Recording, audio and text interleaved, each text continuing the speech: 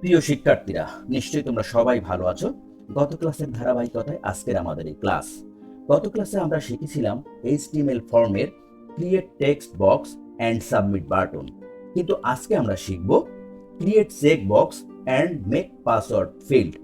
তাহলে চলো আর কথা না বাড়িয়ে আমরা কাজ শুরু করি। ক্লাসটি ছোট করার স্বার্থে আমি কিন্তু কোডগুলো কি করেছি আগে থেকেই কপি করে নিয়েছি, তাতে কিন্তু ঘাবড়ানোর কিছু নেই বা ভয় পাওয়ার কিছু নেই। আমি সেগুলো ধীরে ধীরে ব্যাখ্যা করব, তবে রিকোয়েস্ট থাকবে তোমরা মনোযোগের সহিত দেখবে। কেমন? তো আমরা এটার জন্য একটা আমাদের উদ্দীপক বা নমুনা দরকার। এই যে নমুনাটা দেখতে পাচ্ছ, education qualification, SSC, HSC, honours, masters, BEd, MEd, MPhil, PhD, user name, password. এখানে একটা নোট আমি দিয়ে দিয়েছি যে that you when type characters in a password field, the browser displays asterisks or bullets instead of the characters. এটা আমি লিখলেও পারতাম, না লিখলেও পারতাম। তো যাই হোক, এখন আমরা কি করব? এখন আমরা সার্চ অপশনে যে নোটপ্যাডটাকে খুঁজে নেব। তা আমি এখানে যদি সার্চ অপশনে নোটপ্যাড লিখি, তাহলে এটা চলে আসবে। দেন আমরা এটা ওপেন করলাম, এই যে ওপেন হয়ে গেল। কেমন? এখানে আমরা কি করব? এখন এর যে কোড সেটা আমরা এখানে বসিয়ে দিলাম, তাতে করে আমাদের ক্লাসটা অনেক ছোট হয়ে যাবে। একটু বড় করি আমরা, দেখো আর একটু বড় করি, এই পাশে নিয়ে এই যে আমি এখানে ডক টাইপ HTML লিখেছি, এটা তুমি লিখতেও পারো, নাও লিখতে পারো। দেন HTML, এই যে এখানে আমরা এই যে আবার এটা ক্লোজ করে দিয়েছি। বডি শুরু করেছি, বডি এখানে একেবারে শেষে দেখো ক্লোজ করে দিয়েছি। আমার এডুকেশন কোয়ালিফিকেশন যেটা, সেটা কিন্তু এই লিখেছি।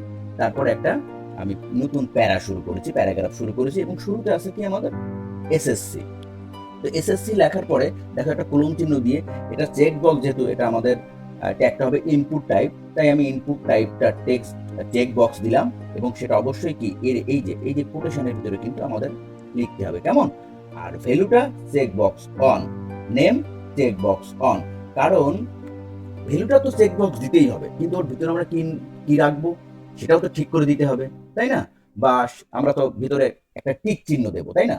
তো এই জন্য এটা আমার ভ্যালুটাও চেক বক্স হবে, আবার নেমটাও চেক বক্স হবে। শুধু পার্থক্য দেখো, এখানে আমি ভ্যালুর ক্ষেত্রে চেক বক্স অন লিখেছি। এর কারণ হচ্ছে কি, দেখো HSC, honours, masters, BEd, MEd প্রত্যেকটাতে আমার চেক বক্স আছে। তাহলে আমার চেক বক্স তো অনেকগুলা, তাই না? তো পরের লাইনে যেই দেখো, আমি যখন এইচএসসি লিখেছি তখন ঠিক সেম কাজটা করেছি, শুধুমাত্র কি করেছি, এই যে ইনপুট টাইপ চেক বক্স, ভ্যালুতে চেক বক্স 2 দিয়েছি, আগেরটা ছিল 1। এটা কিন্তু নেমটা কি চেক বক্স, এটার পরিবর্তন হবে না।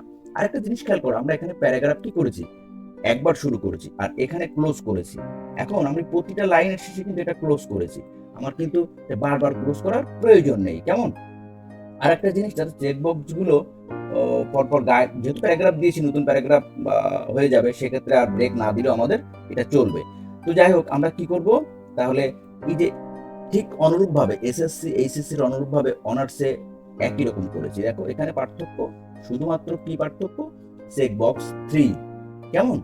ঠিক অনুরূপভাবে আমি যদি মাস্টার্সের বেলায় বলি, input type check box, value check box 4। এই যে আমার তেমন কোনো পরিবর্তন নেই, সেম জিনিসটা আমি বারবার লিখে যাচ্ছি। কেমন?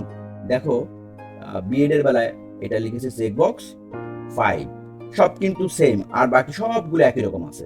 এটা চেক বক্স 6, এটা 7, এটা চেক বক্স 8।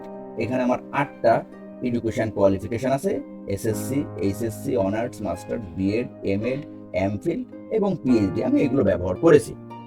এইবার আমি এখানে যেহেতু ইউজার নেম এবং পাসওয়ার্ড ব্যবহার করেছি, খেয়াল করো, তো সেক্ষেত্রে আমার এর জন্য কি করতে হবে, এখানেও আমার ইনপুট টাইপ, তবে ইউজার নেমটা আগে লিখে নেব। ইনপুট টাইপ, এখানে টেক্সট বক্স, এই যে ইউজার নেম, এটা অবশ্যই কিন্তু টেক্সট, আগেরটা কিন্তু চেক বক্স ছিল, এটা কিন্তু অবশ্যই টেক্সট। এটা তোমরা গত ক্লাসে যখন আমরা টেক্সট বক্স ক্রিয়েট করেছি তখন কিন্তু এটা ছিল, ওটার মধ্যে এটা পড়ে যায়। তো আমি আসলে দুটো দুটো করে সাজানোর চেষ্টা করছি। আচ্ছা, এখন হলো কি, এই যে নেমের জায়গায় কি লিখবো, ইউজার, এনে ডাবল ব্রেক দিলাম এই কারণে, যাতে আমার এই দুটো বক্স পরস্পরের গায়ে না লেগে যায়, একটু ফাঁকা ফাঁকা হয়ে অবস্থান করে। আচ্ছা, তাহলে ইউজার নেমে input type text name user, এটা দিলাম, ডাবল ব্রেক দিলাম। এরপর আসি হলো পাসওয়ার্ড। এখানে দেখো ইনপুট টাইপ কোটেশনের ভিতরে আমি পাসওয়ার্ড লিখেছি, নেমটাও কি করেছি, পাসওয়ার্ড দিয়েছি। এখন এই পাসওয়ার্ড বলতে আমরা তো শুধু কতগুলো লেটার বুঝি না, নাম্বার বুঝি, কতগুলো সাইন বুঝি, তাই না? তা সেগুলো সব এর মধ্যে ক্রিয়েট করা আছে, যে এইটা পাসওয়ার্ড বলতে আমরা এগুলোকে বুঝি, যে জন্য আমার ওটা নির্দিষ্ট করে দেওয়া লাগেনি।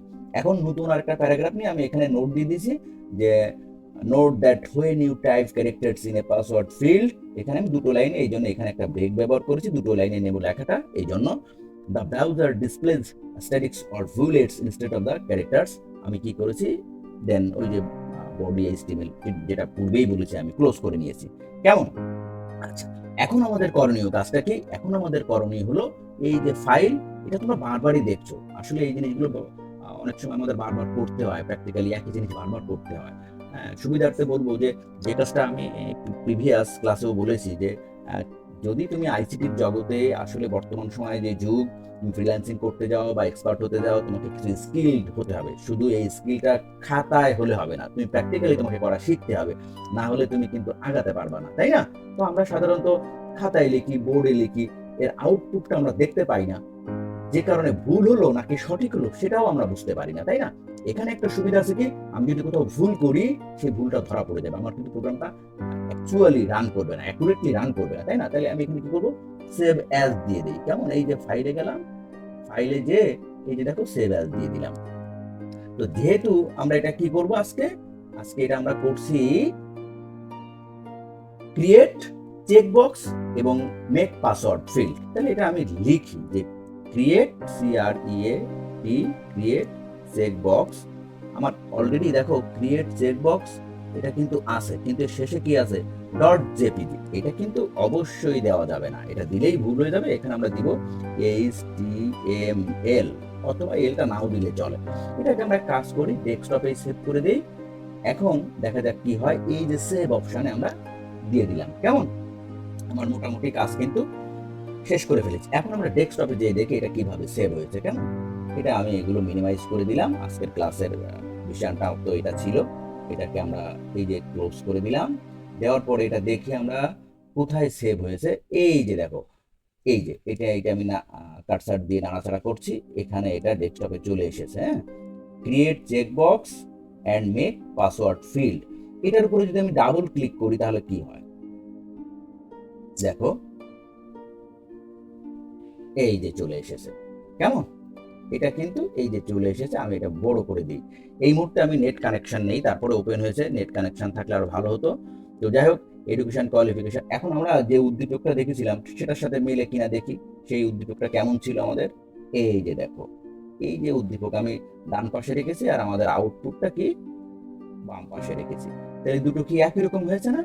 তার মানে কি, আমরা সাকসেসফুলি কাজটা কিন্তু করতে পেরেছি।